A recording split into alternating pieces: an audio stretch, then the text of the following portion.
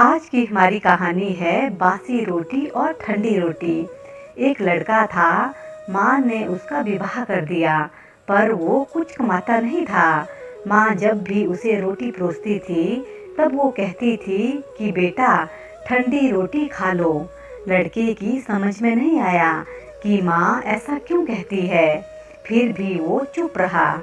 एक दिन माँ किसी काम से बाहर गई तो जाते समय अपनी बहू को कह गई कि जब लड़का आए तो उसको रोटी परोस देना और रोटी परोस कर कह देना कि ठंडी रोटी खा लो।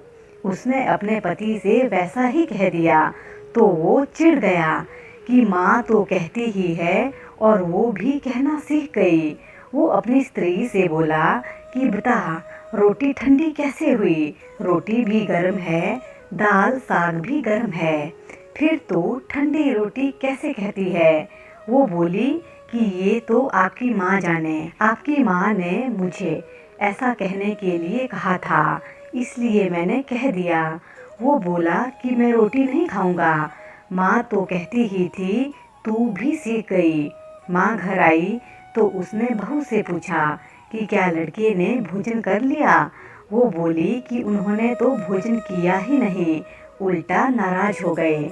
माँ ने लड़के से पूछा तो वो बोला कि माँ तू तो रोजाना कहती थी कि ठंडी रोटी खा ले और मैं सह लेता था, पर अब ये भी कहना सीख गई रोटी तो गर्म होती है, तू बता कि रोटी ठंडी कैसे है।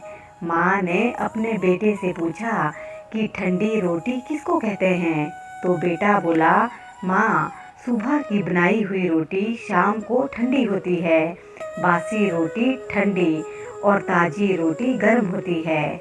माँ ने कहा बेटा अब तू विचार करके देख, तेरे बाप की जो कमाई है वो ठंडी और बासी रोटी है, गरम ताजी रोटी तो तब होगी जब तू खुद कमा कर लाएगा।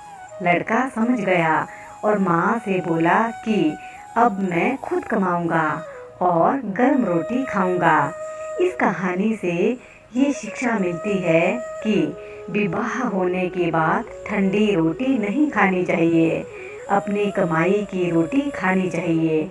इसलिए विवाह तभी करना चाहिए जब स्त्री का और बच्चों का पालन पोषण करने की ताकत हो। ये ताकत ना हो तो विवाह नहीं करना चाहिए। ये थी एक शिक्षाप्रद कहानी। आपको कैसी लगी जरूर कमेंट बॉक्स में अपनी राय दीजिएगा। अपना ध्यान रखिए, खुश रहिए, मस्त रहिए, हंसते रहिए और हंसाते रहिए।